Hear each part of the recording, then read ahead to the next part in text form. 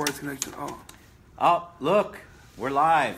Hey guys, again, happy Tuesday. It's December 5th. I am with my absolutely awesome friend, Shawnie Whitaker. Let us know that you can hear us. Welcome back. Thanks for tuning in. Show number 2, which is awesome. Welcome, my friend. And we're filming live on him. So you guys that are on, let us know that you can hear us. That's really always my biggest concern.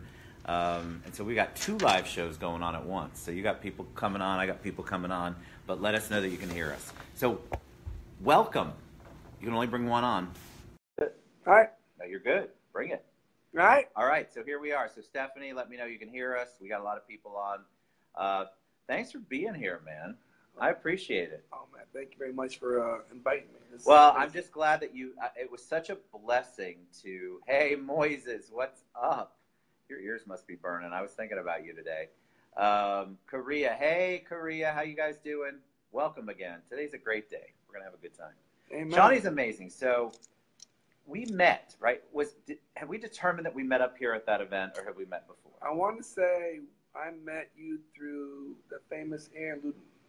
That's right. So Aaron Luton introduced us, but we really connected the night of the Opera del Sol kickoff.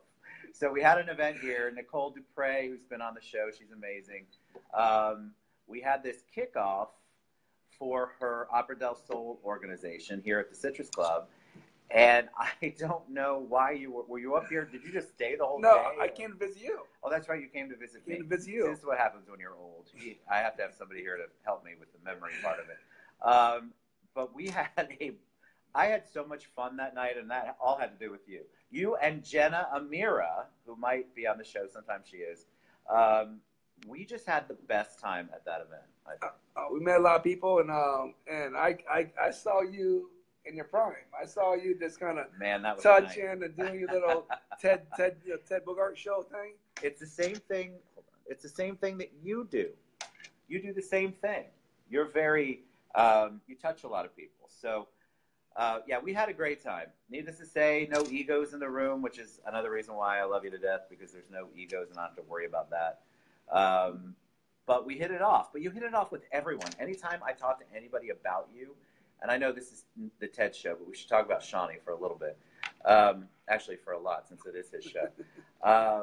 But people just respond to you, and that I don't know how you can't feel that spirit, and that's one of the things I put when I hashtagged you. Look, people calling. It's crazy. Ontario, stop calling. So tell us about you. Give us the history, because obviously I used something from your presentation for the show title today. Right. But a lot of people might not know that. But give us a background on you, where you're from. You've got a little bit of an accent. Yes, I have. Well, and where is that from? Well, when I got in my car accident and I was in a coma for 28 days. See, people don't know that, so tell them. Oh, yeah. I'm Shawnie Whitaker. I'm from Southern California. What else? I've been in Orlando, Florida since I was like 3 years of age. Oh, you've been here a long time. Long time, yeah. So I'm a Floridian, so to speak. Me too. I've been here since I was 11. Is that close? Your 3 is much better. Good. And so parents moved here, and you know, I just just come up from a very unique family. Yes, you did. So your bio, we'll talk about your bio for a little bit. So I always give anybody who's a guest, I give them the opportunity to write their own bio, because I can pull stuff from LinkedIn or Facebook, but that's not necessarily your bio. In my opinion, I want to hear the whole story. So when Jason Perez did his, he got some flack for it. Hey, Althea. And I thought it was awesome. I love to see a bio that's truly written from the heart. And yours was long, but very engaging and told a lot about you.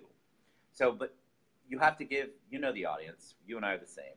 They're not going to read everything all the time. So give them a little bit about it. All right. Because that shaped you. It formed you. Oh, absolutely. So, you know, growing up, I was raised by my mother and my stepfather named Paul, who was been in my life since I was pretty much born. And just the greatest man that ever walked the face of this earth. That's awesome. He was a lover. He was a helper. Growing up, we have homeless people on our couch every 2-3 months. And is that because of your stepfather, your mother, or both? My stepfather. Okay. He'd be driving home, see a guy hitchhiking or homeless, and before you know it, they're on our couch for a couple weeks. We're feeding them, and then some might steal from us and disappear. Then my mom's like, "No more." Then before you know it, a month later, we got Eric or Eddie or Sam or. So he had a heart for that. Where did that come from? I'm just well, did he grow up with that? Yeah, well, he had a real hard father, but his mother, Gertrude, just the sweetest of all sweets, just the most lovingest person in the world. So, I'm not sure where he got that from, but he was the kind of guy, wherever you went, he knew everyone. Much like Shawnie. He touched everyone, and he always spoke life into you, saying you're beautiful, you're amazing. I love that. And so, that being said, I just, I had that's where you learned it. Yeah. Oh, yeah. I'm identical to my stepfather, and I say stepfather, but he's really, I looked at him as my real father. Of course you do. He's like absolutely. And I always tell a story where, when my mom, I found out 6 months ago that my mother left my father while she was pregnant. Wow. I'm like 44 years of age, and you think at dinner time or that would come up. Mom, that might come up at some point. So, that being said, I found like 6 months ago, and I remember being a little kid, always growing up, talking to Paul as my stepfather. Paul. And then one day I was on my bio, I was telling you how my mother and Paul says, we got some news to tell you guys tonight. So we actually had dinner, and they tell us that Ed, my real father, who got remarried to Eileen, had 3 kids, were struggling in California and about to get evicted. And so my stepfather, Paul, said, tell you what, your father, stepmom, and 3 kids are come here to live with us. I'm like, so understand this, my house was 975 square foot big. We had wall units, it was small. We're like, what? That takes, oh my God, so that takes a lot. Oh. That's amazing. Did your mom fight it the whole time? I mean, no, my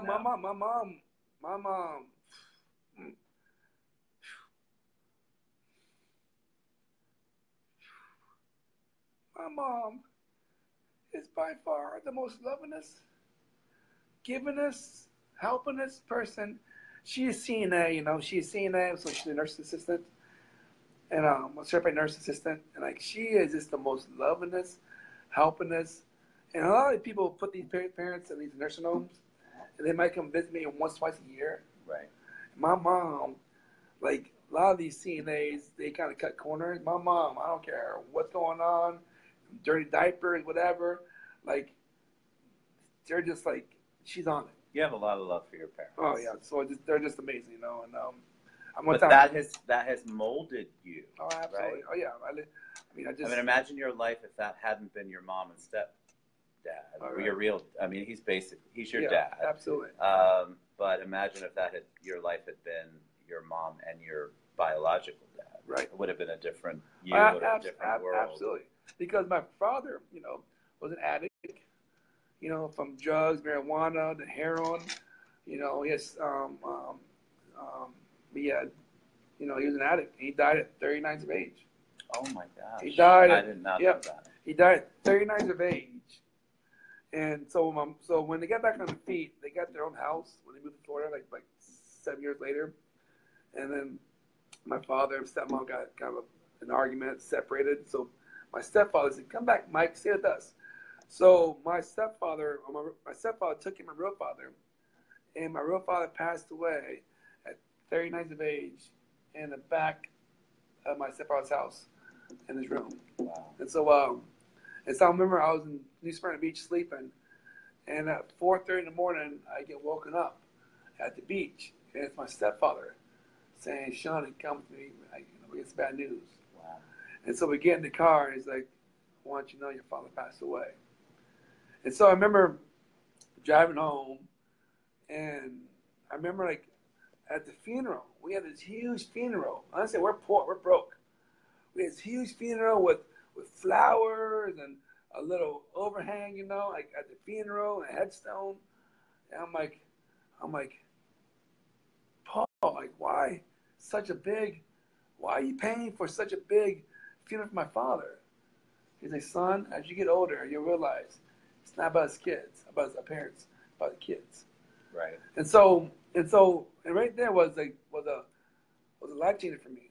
Going, golly, he was the most selfless guy in the world. I was going to say, so selfless, and it takes a lot in general to deal with an ex or anything that's outside the family. So to show them, for your stepdad to show that much grace, that's an amazing thing. So that helps mold you. Yeah. And you're a beach guy. I love the beach. You love the beach. I love the beach. And real fast, going back, even back to South Seminole Middle School, I was a little scrapper. I'm the kind of guy that you pick on someone, I'm gonna fight you. Oh, yeah, you've got that heart. I agree. I never worry at a bar when I'm with Shawnie. So we're sitting there, and all of a sudden, I got South Seminole again. I got suspended again. Miss Belton, the principal, calls up my stepfather and says, Paul, Shawnie did it again. He got a fight. We got suspended for 1 day. So my stepfather would get in the truck, put my real father in the truck, would drive to South Seminole Middle School, get out of the truck, grab the wheelchair from the truck, because he had a disease, he can walk 10 feet, my real father, and my stepfather would push my real father to the front office of South Seminole. And Miss Bowden's like, I never got, in all the years, I never got used to your stepfather push your real father in we could talk for hours about your stepdad, because I think that people need to have more of that grace, but it's very difficult in this day and age full of egos and hurt feelings and all the things that we're all dealing with, to be able to handle that, or to be able to get past that. I mean, that is a gift. I mean, I think sometimes I'm graceful. I don't have as much grace as that man, obviously. What happens to you? Because we have a whole story to talk about. So you're scrappy, but you're scrappy because you're looking out for the underdog. Yes. Okay, so that's okay. And even if you weren't, I get it. We all go through this. I didn't, but we go through the scrappy stage where, you want to protect other people. But you lived in that. You learned it. You saw it. You modeled. Somebody modeled it for you. So if you don't go in, it doesn't come out. Correct. So then you have this crazy accident. Yes. All right. So talk as much as you want about that, because somebody actually who doesn't know you that well but knows your story said, "Oh my God, Ted, you named the show How to Get a Leg Up on Any Obstacle in Your Life," or something to that effect. And I go, "Have you seen his post? I mean, the picture I show has your leg over your head or something like that." Yes. So I said, but it's it's a great point of reference. It's a great survival story that just adds to who you are. So tell them what happened. So my friends and I woke up early one morning on December 16th, 1989. And we're driving to the beach and go dawn patrol. And dawn patrol means that when you go to the beach and you get to the beach in the water before the sun comes on up, because last year. So as we're driving to New Smyrna Beach on 415, I was involved in the car accident. Me and this car collided, and I got collided in my driver's side door, and lights were out. Boom, lights out.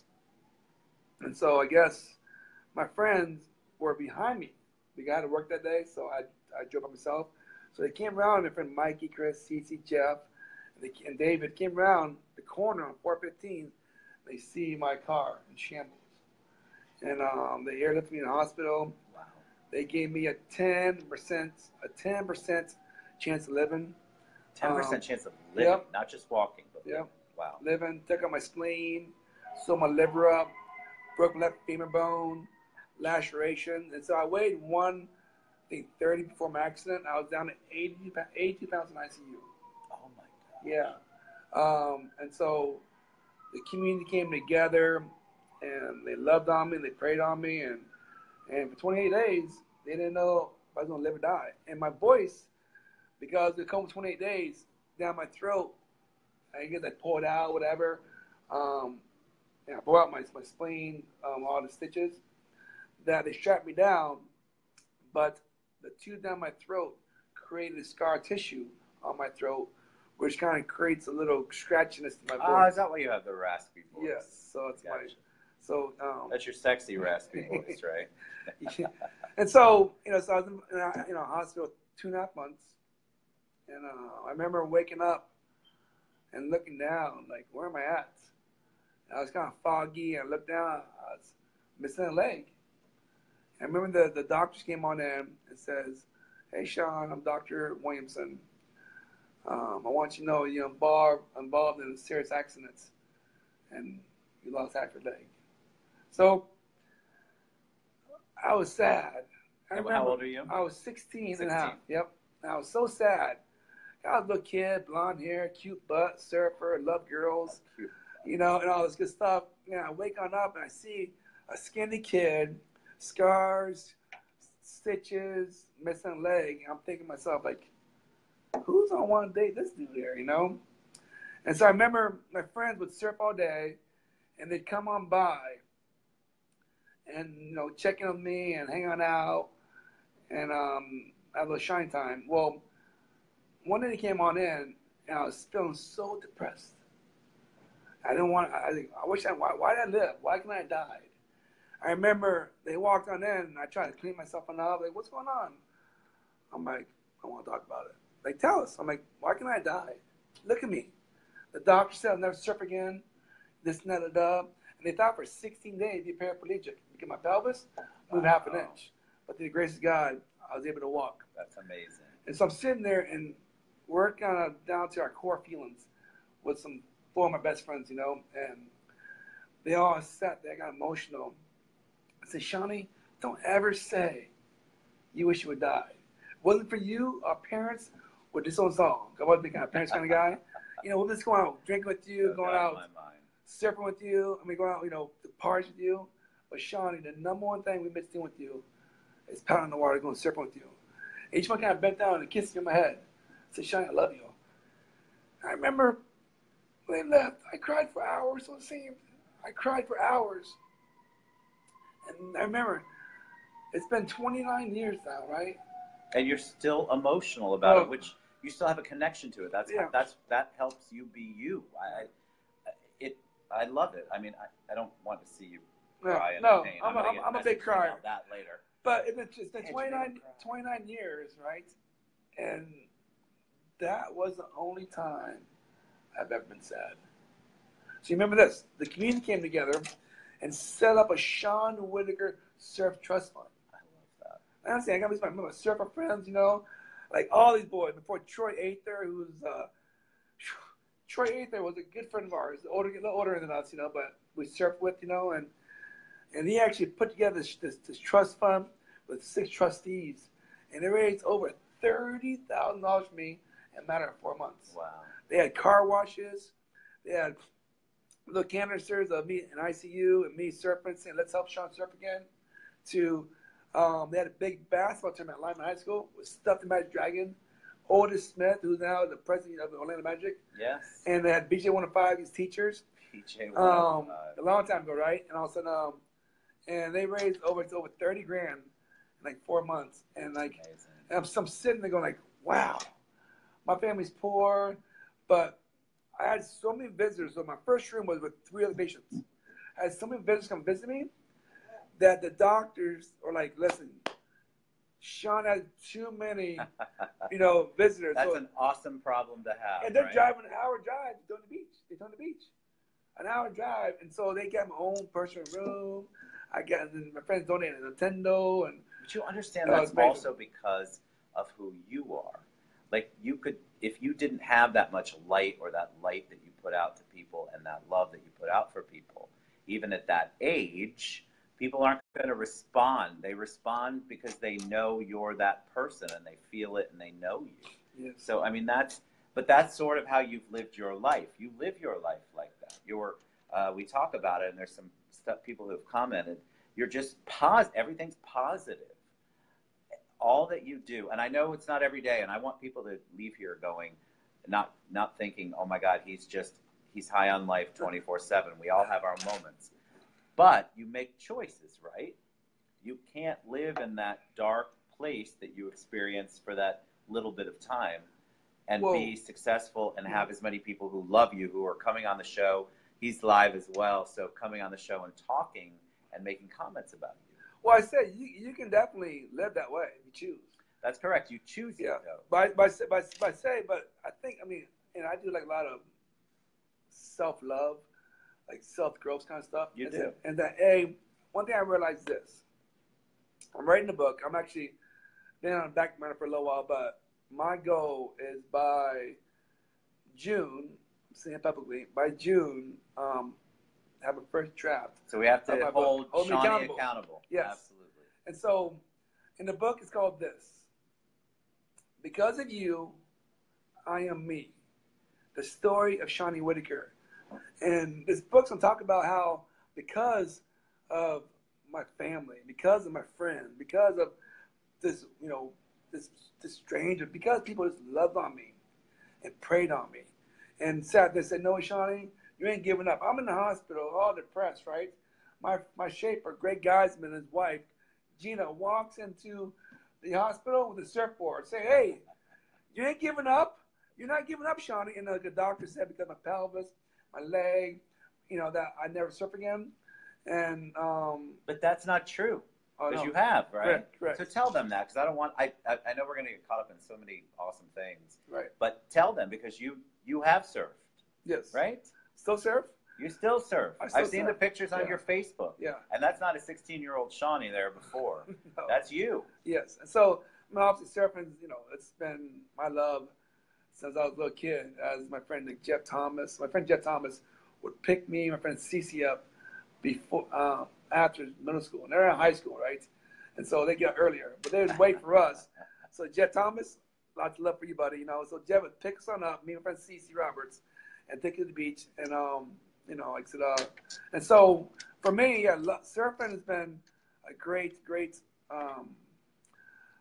like an ambassador of life. And so I think when I go out in the water, I paddle out in the water, that's my sanctuary. Because out in the water, I don't care what you're doing. When you get out in the water and you're paddling around, you're surfing on God's greatest creation of waves, yep. You don't think about nothing. You don't think about your business. You don't think about why you met so and so. You don't think about you're in an essence of God's grace, and you're just paddling, surfing, and so you take that time. That's your meditation time. That's your I've been slacking, but my friend Matt Dayton, I call him a coach. My friend Matt Dayton hooked me up with the surfboard company called Firewire, and so my friend Matt kind of surfs them, and so Matt kind of showed my videos, showed them my my story, and because of Matt's introduction, I'm getting a brand new Firewire this week from. Oh man, that's awesome. From Firewire. And so Firewire is like is owned by Kelly Slater. Yeah. The 12-time world champion. So Matt Dayton, he's just a guy that I respect and look up to. But because of him, I'm getting a brand new board from Firewire. That's amazing. And it's called the Greedy Beaver. It's called the Greedy Beaver because it's a short board but fun board. So it's supposed to easy to catch a lot of waves. So so I'm excited. So surfing, and it's just, and so I guess because Matt knows my story, and Matt's a great surfer too. But Matt knows come June 2018, I'm going back out to California to try to qualify to qualify. I'm speaking it to qualify. There you go, speak it. To qualify for Team USA for the Adaptive Surf Contest in California, where we have 23 countries come to Southern California, compete with people missing arms, missing legs, people who are blind. We all, And so the founder of the founder of Reef Sandals created this competition. So people, and my friend Cece Roberts, who's a long-time best friend of mine, who's I grew up best friends with, got in a car accident like 10 years later, and he's a professional wakeboarder, became quadriplegic. Oh my God! And so last year we went last year together, and they had it's called assistive surfing, where we take CC and we push in the waves, and he's a quadriplegic, and he catches waves on his belly. Wow!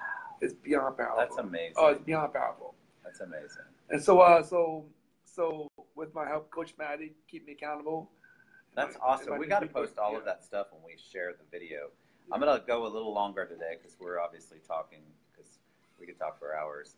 To give them a little bit, we want to talk just a second of business, but the first thing I want you to talk about is the receive versus give, because I think that message is so important.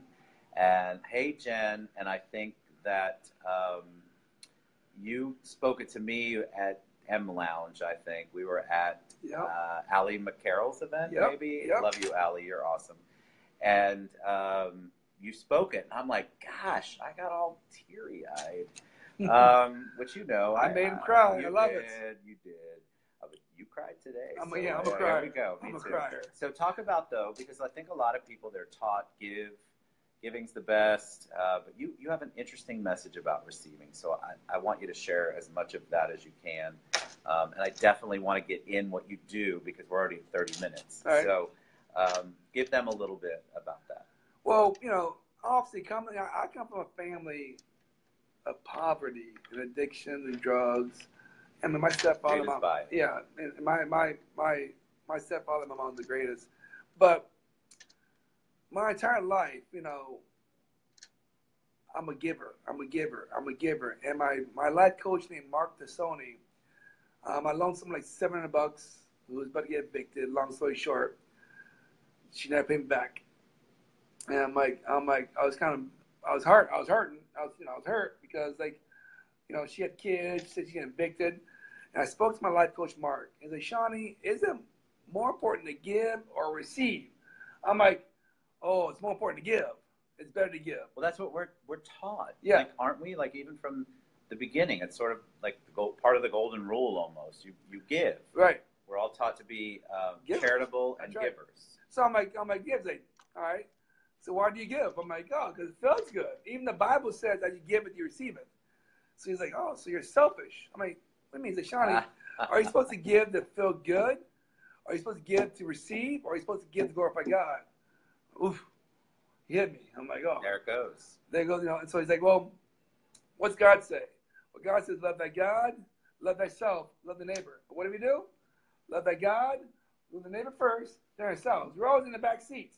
We are always in the back seat. Right? Because that's sort of how we're taught. We're taught to, if we're not, then we're selfish. That's right. So, but God says what? Love thy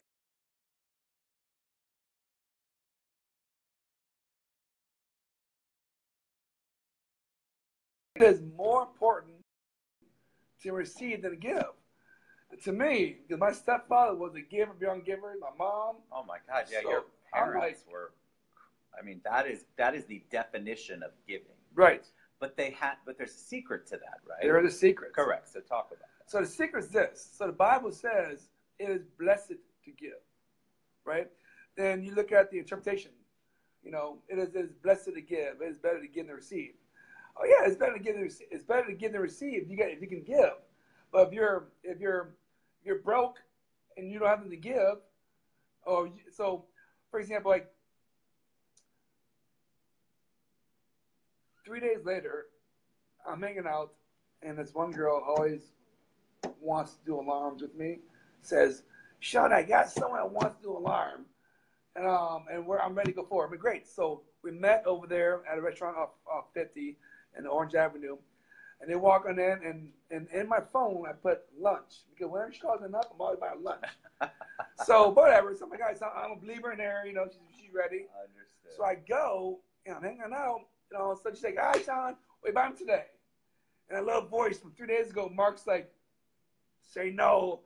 And this is like, I can't reject her. I don't want her to feel bad.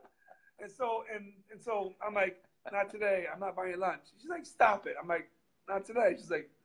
She's looking at me, and her friend she brought, is looking at me, and I'm feeling judged. Like, oh my God. So she went in, she ate. So me and this dude outside, hanging out, kind of weird energy because I didn't buy her lunch today. And all of a sudden, we sat down, showed my alarm promotion thing, my business, and long story short, it never came to fruition. Right. So then I'm laying in bed at night, kind of going over my day, a little self-love, and I realized I can say no. You can say no. And I Absolutely. said no. And things like this. So I learned this. Hey, if you can't receive, you truly can't give. And so when someone wants to buy you something or give you something, right? Let's embrace it. Because now when you sit and say no, no, no, no, like don't buy lunch, don't buy me dinner, then you're stopping them from giving. I agree. And so I am all about receiving after talking to Shawnie. yeah. Well, so when you start receiving, right, your subconscious mind shifts, and before you know it, things are showing up. You know why? Because God's like, for much is given, much is expected. I can't give you, if I can't give you a little, I can't give you a lot, right? So it's biblical to do. Like, no, if you can't be trusted with a little, then God doesn't give you a lot. And so I learned this. So I learned that that it's important to give, absolutely, right? But it's just more important to receive, because if you can't receive, right, then what happens? Like all these blessings that God gives you, they go up past. Well, I agree. I think that if you're such in the mindset of giving, and you're not getting anything, first of all, that's got to be taxing on the soul to do nothing but give and then to not receive. Sure. Because I think people can feel that. I have people that tell me, I'm so thankful you either confided in me or you asked me to do something, whether it's charitable or not, because they're like, I had no idea how to give to you and you're not receiving it. So I felt weird. I felt bad. Sure. So I think there's so much, that is such a smart thing. We need to explore that a little more. Since we talked about it, I've been a little more cognizant of it. Sure. Honestly, it's not easy though. If you're used to being the giver, meaning the person who gets things done. I'm not saying I'm the giver all the time. All my friends hopefully won't jump on here and go, Princess, you don't know what you're talking about. But honestly, if you're used to just doing things and not expecting anything in return, or you're used to doing things and you're not expecting to receive anything, that's the critical part. If you're not expecting to receive, then you won't. So you have to figure out how to put that out into the world and pray about it. How about this? How about what if you sat there and because in the Bible says to the scripture in the Bible says, do not let the left hand know what the right hand gave, right? Correct. So when we give, we're not supposed to give and like reap the rewards, like. Correct. So if we actually were to give, if we gave but we're not allowed to tell no one, we might give a little less because we want those affirmations. Sean, let's say we're not givers. People do in general. Yeah. It's human nature. That's the other thing. I think people beat themselves up.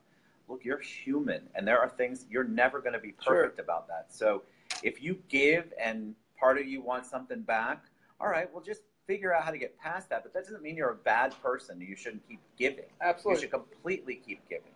So I just think, see, that's what I love about the show. All right, so we're already at 34 minutes. I want you to talk about your business some, because what you do and the way you do it is unique. And we have a lot of real estate people on here. We have a lot of business owners on here. So wrap that part up and let's give you some props on that. Buddy. Well, I've been in the alarm business for 23 years. So he's in the alarm business. Home security business for 23 years. And so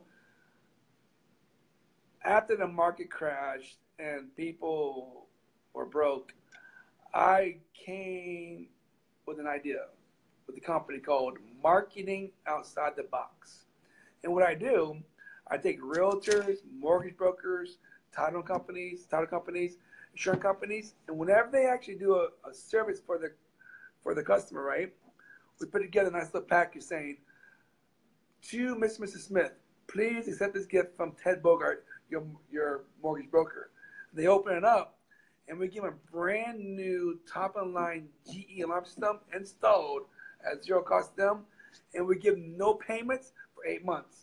And that's a way of saying thank you from Ted, your mortgage broker. But the way you market it to me, the way that you present it is what's unique. Yes. Because we all have alarm people in our lives. I actually didn't know that's what Shawnie did for the first 4 or 5 times we met.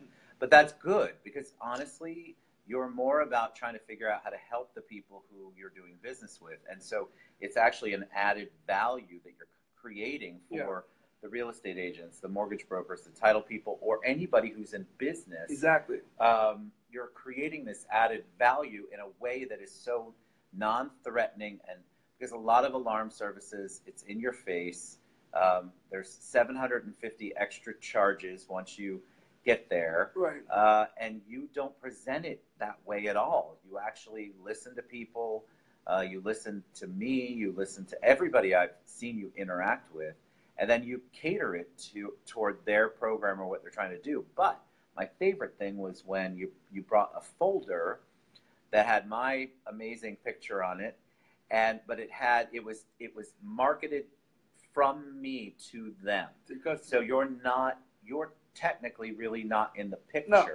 But that's brilliant because you want it to feel like it's from the person you've been working on your transaction with for a long time. So, and with that, on top of that, Ted, on top of giving a nice little presentation of a folder from you, and getting 7 months free monitoring from you, and getting a cruise to the Bahamas from you, and once we saw an alarm, we put your name and number saying, for all your mortgage needs, call up Ted Bogart. So they see it every night keypad. On top of that, now we give you 2 Yeti cups with your customer's wife's and husband's name on there, and with your name and logo of business on the bottom, with a cutting board with their initials on it, with your name right there, and a knife with your name.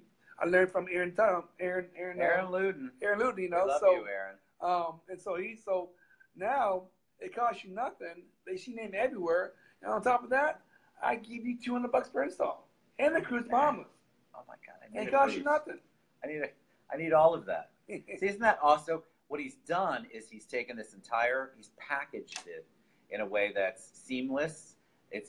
You don't have to have a brain cell to understand it because Shawnie's done all the thinking and marketing for you, and you've created it so you make them look good. You make us look like heroes to your borrowers, your sellers, to whomever you're working with, and I think that is brilliant marketing. If you can do the marketing for them and it's all about them or me and not you, then that goes 10 million times further than if you're just in there and, oh my God, give them my card every time. And that's not what it's about.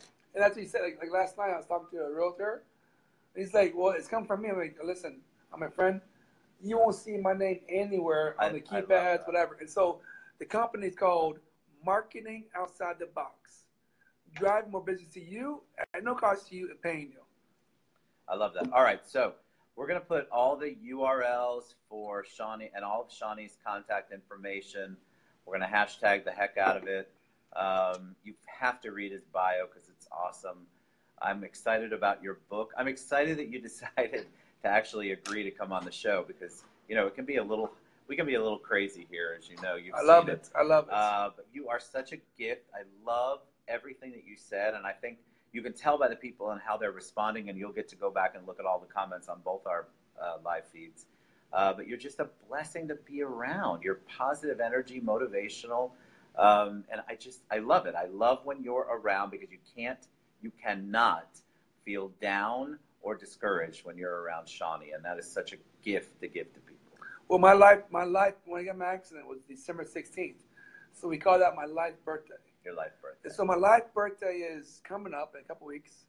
It's December 16th, 1989. And I think this whole story comes down to 2 things. First of all, it's all about God in my eyes. For me, when I lost half my leg, it's the best thing in my life. I lost half my leg, I found God. And I love that. Second thing, it's all about family and friends. And so this thing called life, we can't do by ourselves. I need you, you need me. And sometimes we get kind of jaded and like we hate people, we hate life, we don't believe people. But every day, I fall short every day, but every day I try to tell people that one thing, that they matter. Vicky O'Grady, she gave me that little cards. I pass out these cards saying, you matter. I love that. And because people, they forget that. They're amazing. They do forget it. Like, I understand why, because the world can become incredibly difficult to deal with. But you do matter, and we talk about it on the show a lot. We actually, most of the people who are on the show, we talk about how people matter. See, you matter. And you matter to us, and Yes. you can't make that up. Like, you can't fake that. We're not going to get off there and laugh about it. No. It's the truth, and honestly, he lives and breathes it so much better than most people do. I wish I'm going to try to do better with that, because I think that what you're doing is, your message to people is so powerful and positive. And right now in this day and age, they have their lives to compare to on reality TV show and Facebook, and a lot of people feel alone. They do. They feel terribly alone. Well, they feel alone, and they don't feel they're enough. Correct. And so my friend Vicky O'Grady, she owns this company called P3, Personal Power Prosperity. Love it. And it's a 4-day workshop. And I walked out of there, and the word of that weekend for me was, I'm enough. Mm-hmm. And for men, and so when you realize that you matter, that you're enough, and God loves you, there you go. You can't go. You can't lose. You're a blessing to everybody you come in contact with, my friend. I appreciate you. Well, so real much. fast, I want to thank you, because Ted, like, I get kind of emotional because, like, we talk about the thing receiving, and realize that, hey, God gave us a lot, but much is given, much is expected, right? And for us to play small ball, I tell you, as you play small ball, the world loses. And this here, with me, whoever it is sitting in the spot here, right? You are just shown. It's not about where you work. You are just showing the world that we're all trying to make it. That we're all, are just trying to love with one another. And so, I call you LC. What's LC? I don't know what's LC. Ted is LC. Ted is a life changer, because this takes time, takes money, takes energy, right? And all you're doing by watching these videos, you're just trying to spread love to the world and remind people that, you know what, we're going to make it. That's absolutely the bottom line basic thing. That's true. I do love the world, and we all do. Everybody who comes on the show has a love for the world, and people need to see that they're not alone. They're not feeling what they're feeling, and it's all by themselves. And they want to feel like they matter, you matter, and they want to feel like they can connect with anybody who's going through what they're going through. Right. And that's the power of all of the guests that I have on the show, is everybody is willing to kind of let that down, let the guard down, and be transparent. And I think it's so powerful. And the reason it's powerful is because you can't get it anywhere else. Nobody's talking about it. You see all this BS stuff on Facebook or reality TV, and people are comparing their lives to it and thinking they failed, they're miserable, they're not good enough. You said that. But that is not the case. You do matter. I love that card. And what Shawnie said is absolutely true. We do love you guys. And when we say it, we mean it. We really do mean it. And sometimes that's the only I've had people message me and say that's the emotional. Who's going to get emotional? That's the only time they heard it that week. You have to tell people you love them. It's so simple. Anyway, so you're so motivational and inspirational. You're an amazing human being, and I'm blessed to call you my friend. I really am. So thank you. Hey, man, love you. I love you. Love you, man. And love you guys. So have a great night. I'm going to go to this crazy Citrus Club Insanity that's going to happen in about 3 hours. But thank you guys so much for tuning in. There are some people on the show that haven't been on the show yet. I love Rhonda, and I have been friends for 150 years. She still looks like she's 20. But we love you guys. Thank you so much. Thank you for all the people who watched on Shawnie's feed too. And we will see you here tomorrow. Can't wait. Jenny Weimert's my guest. She's amazing. And don't forget, you matter. We love you. Bye. That was awesome. And then you got to hit yours. That was awesome.